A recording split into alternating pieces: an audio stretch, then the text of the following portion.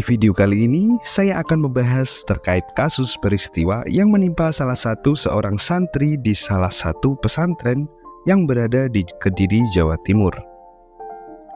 Kasus ini sangat menggemparkan media, bagaimana tidak? Ya, di mana ada seorang santri yang berasal dari Banyuwangi, Jawa Timur diantar pulang ke kampung halamannya oleh pihak pondok pesantren dengan keadaan sudah tidak bernyawa. Dan kondisi jasad tersebut sangat memprihatinkan sekali. Jasad dari santri ini ditemukan dalam kondisi mengalami banyak luka di hampir sekujur tubuhnya hingga pada bagian hidungnya juga sempat retak. Diduga retakan itu karena dihantam dengan benda tumpul secara berulang kali. Dari keterangan yang saya ketahui bahwa ada sekitar 4 orang santri yang melakukan eksekusi tersebut terhadap korban. Lalu bagaimana kronologi atas peristiwa tersebut? Dalam kesempatan ini saya akan menceritakannya secara keseluruhan dan mengungkapkan beberapa fakta atas kejadian yang sebenarnya terjadi. Awal mulanya pihak pondok pesantren mengabarkan kepada pihak keluarga bahwa Bintang telah meninggal akibat terjatuh dari kamar mandi. Remaja yang berusia sekitar 14 tahun ini bernama Bintang Belkis Maulana yang bertempat tinggal di Dusun Kandang Lembu di Desa Karangharjo di Kecamatan Glinmore di Kabupaten Banyuwangi. Diketahui bahwa Bintang adalah seorang santri yang belajar di Pondok Pesantren Al-Hanifiyah di Mojo, Kediri, Jawa Timur. Diketahui bahwa dia sudah belajar di sana sekitar beberapa bulan yang lalu karena permintaan dari kedua orang tuanya. Menurut keterangan yang saya dapatkan, Bintang Maulana ternyata memiliki kepribadian yang sangat pendiam. Dia orangnya susah untuk bergaul dan berbaur dengan orang yang baru dikenalnya. Tujuan dari orang tuanya untuk menitipkan Bintang ke pondok pesantren yang terletak di Kediri itu yaitu untuk masa depannya sendiri. Mereka beranggapan bahwa pondok itu memiliki citra yang baik dan sering menghasilkan para santri dengan didikan agama yang bagus. Terlebih, pemimpin dari pondok pesantren itu juga bergelar seorang guru besar. Keyakinan dari kedua orang tua Bintang kemudian terpatri dan sangat yakin dengan pola asuh di sana. Tapi sayangnya hal itu bertolak belakang dengan apa yang harus terjadi. Sebuah peristiwa paling mencekam tersebut kemudian menjadi kisah yang tidak akan terlupakan oleh keluarga dari Bintang. Pada tanggal 2 bulan Maret tahun 2024, kedua orang tua Bintang seketika tidak kuasa menahan air mata dan kesedihan. Sebab mereka mendapatkan kabar bahwa anaknya sudah tidak lagi dalam keadaan yang bernafas. Mulanya pesan itu disampaikan oleh salah satu keponakan yang juga menjadi santri di pondok pesantren yang sama. Dia mengungkapkan bahwa Bintang telah terjatuh dari kamar mandi dan ketika dirinya hendak membawa ke rumah sakit, ternyata Bintang sudah tidak tertolong lagi karena luka yang cukup parah di bagian kepalanya. Jenazah Bintang kemudian diantarkan ke rumahnya di Banyuwangi. Dia sudah mengenakan kain putih di atas sebuah peti dan dalam keadaan yang sudah terbujur kaku. Pihak keluarga dari remaja 14 tahun tersebut seketika langsung terisak tangis yang cukup mendalam. Terlebih, hal itu dirasakan oleh ibunya karena tidak menyangka akan ditinggalkan secepat ini. Ayah kandung dari Bintang kemudian mencoba untuk membuka kain kafan dari anaknya. Dia ingin melihat wajah putranya untuk yang terakhir kalinya. Akan tetapi hal itu langsung dicegah oleh si keponakan. Dia mengatakan bahwa Bintang sudah suci dan tidak perlu lagi untuk dibuka kain kafannya. Tentu sang ayah tidak terima ketika dilarang untuk melihat jasad anaknya yang terakhir kalinya. Dia kemudian tidak peduli dengan ucapan dari keponakannya itu dan langsung membukanya. Hingga sebuah penampakan yang sangat jelas memilukan kemudian terlihat sangat jelas. Wajah dari putranya itu ternyata dipenuhi dengan luka pada beberapa bagian. Bahkan masih mengeluarkan noda merah yang cukup banyak. Dari sanalah pihak keluarga langsung bisa memastikan bahwa kepergian anaknya bukan karena terjatuh dari kamar mandi.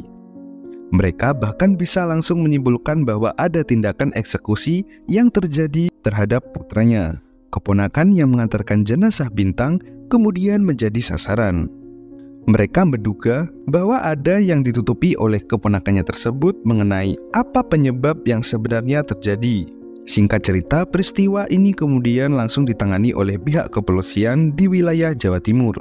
Mereka kemudian langsung melakukan pembedahan pada tubuh dari jasad Bintang. dan kemudian meminta keterangan dari beberapa saksi di pondok pesantren tersebut. Hingga pada akhirnya sebuah fakta yang mengerikan itu kemudian mencuat. Bintang ternyata mengalami tindak eksekusi yang dilakukan oleh seniornya di sana. Dan satu pelakunya itu ternyata adalah keponakan atau sepupu dari Bintang itu sendiri. Mereka mengungkapkan bahwa seperti dibohongi oleh keponakannya, terlebih oleh pihak pengurus pondok pesantren itu sendiri. Beberapa jam kemudian pihak kepolisian akhirnya bisa mengidentifikasi beberapa pelaku tersebut. Mereka kemudian dibawa ke kantor kepolisian untuk dimintai keterangan yang lebih mendalam. Dari sekitar belasan saksi yang pihak kepolisian interogasi, di sana kemudian mengerucut menjadi 4 pelaku yang secara sadar telah mengakui sudah melakukan perbuatan keji tersebut.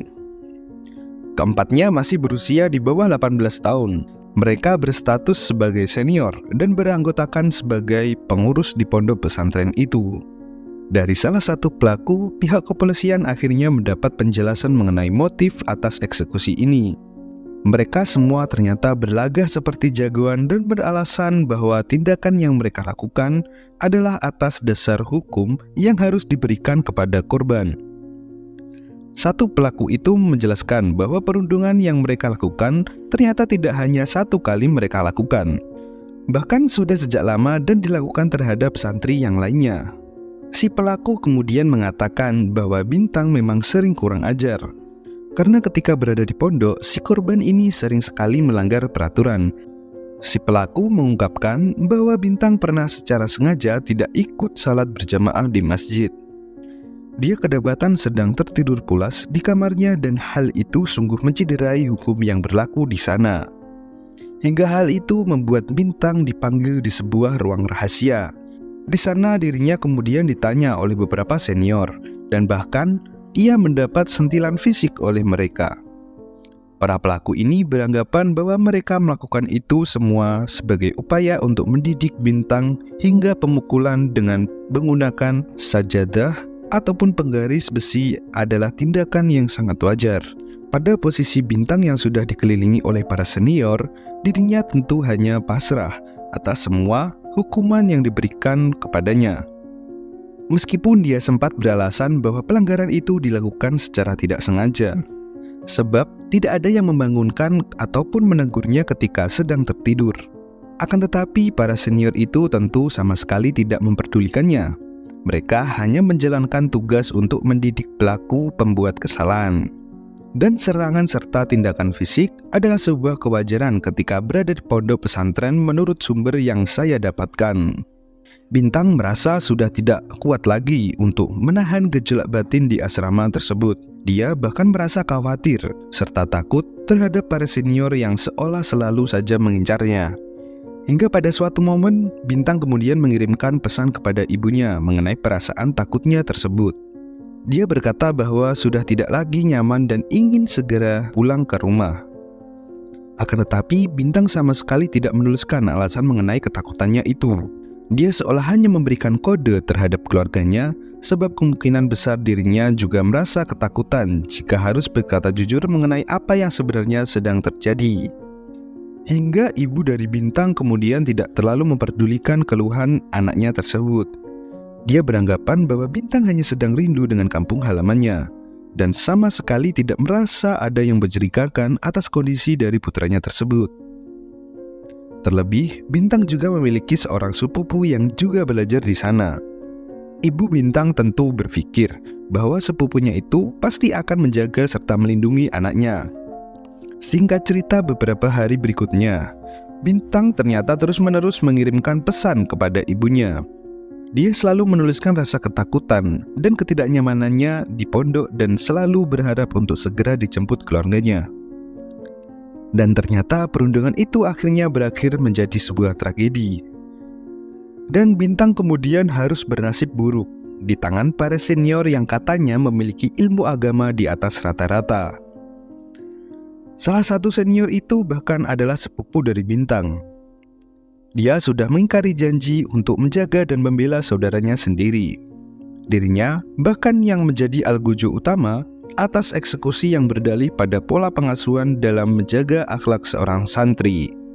Menurut keterangan yang saya dapatkan, kejadian itu terjadi ketika kedua orang senior menghampiri Bintang di dalam kamarnya untuk menjalani serangkaian interogasi. Ketika itu kedua senior tersebut mendapatkan kabar bahwa Bintang sudah mengadu kepada kedua orang tuanya. Mereka merasa khawatir dan takut mengenai tindakan yang mereka lakukan akan ketahuan oleh dunia luar. Di saat itulah Bintang kemudian menjawab, dia sama sekali tidak mengirimkan pesan kepada ibunya. Dia hanya menanyakan perihal kabar dan merasa bahwa uang sakunya sebentar lagi akan habis. Akan tetapi, dua senior itu sama sekali tidak percaya dengan ucapan yang Bintang katakan. Mereka kemudian menaikkan intensitas interogasinya itu ke arah tindakan fisik yang sangat menyakitkan di sana. Mereka juga melakukan serangan seperti sebuah tampolan serta tendangan. Mereka menegaskan bahwa menjadi seorang santri tidak boleh cengeng, dan tindakan yang mereka lakukan adalah sebagai upaya untuk menggembleng mentalnya menjadi lebih kuat. Hingga beberapa menit berikutnya, dua rekan senior yang lain kemudian datang. Salah satunya tentu adalah sepupu dari Bintang itu sendiri. Di sana keempat senior itu pun sudah bersatu dalam satu waktu. Mereka kemudian mulai menikmati permainan dan melakukan hukuman terhadap santri yang masih junior itu. Bintang beberapa kali mendapatkan banyak serangan dari keempatnya. Mereka bahkan melakukan penyiksaan itu tanpa memberi kesempatan Bintang untuk menghirup nafas yang lebih panjang. Hingga akhirnya, tak lama kemudian Bintang tersungkur tidak berdaya di atas keramik. Beberapa noda merah juga banyak keluar dari bekas luka di tubuhnya akibat ulah para senior tersebut. Dan pada satu momen keempat pelaku itu akhirnya menyadari bahwa kondisi dari Bintang semakin parah dan membutuhkan tindakan medis. Para senior itu pun kemudian langsung membawa Bintang ke sebuah rumah sakit yang tidak jauh dari sana. Mereka seketika menjadi panik, sebab perbuatannya itu ternyata sudah sangat berlebihan sekali. Singkat cerita, setelah mendapat perawatan yang cukup intens di rumah sakit, Bintang Balqis Maulana ternyata sudah tidak dapat tertolong lagi. Dia mengalami banyak sekali penggumbalan dan penyubatan di bagian kepala. Hingga atas kondisi tersebut, keempatnya semakin merasa panik. Mereka kemudian memikirkan cara untuk menghilangkan jejak atas perbuatan tersebut. Keempatnya kemudian memutuskan untuk mencari alasan atas kepergian dari Bintang. Mereka akhirnya berbohong dan beralasan bahwa Bintang terkena musibah ketika terjatuh dari kamar mandi. Namun sayangnya setiap keburukan yang ditutupi pasti akan terbongkar juga atas kuasa Allah Subhanahu wa Ta'ala. Keempatnya kemudian harus mempertanggungjawabkan perbuatannya di kantor polisi. Mereka didakwa bersalah karena sudah menghilangkan nyawa seorang manusia. Akan tetapi, vonis yang akan diberlakukan masih dalam proses penyidikan. Sementara itu, pihak keluarga meminta kepada petugas kepolisian untuk mengusut tuntas tragedi ini. Mereka juga mencurigai ada keterlibatan dari para ustadz ataupun pengajar di pondok pesantren tersebut. Sebab mereka seharusnya mengetahui atas tindakan yang dilakukan oleh para santri dan atas kepergian dari Bintang Balqis Maulana. Semoga kita dapat mengambil hikmah dari kasus ini. Dan teruntuk almarhum Bintang Balqis Maulana, semoga diterima di sisi Allah Subhanahu wa Ta'ala. Terima kasih sudah menonton video ini. Jangan lupa untuk like dan share video ini. Jangan lupa juga untuk subscribe channel ini agar terus berkembang.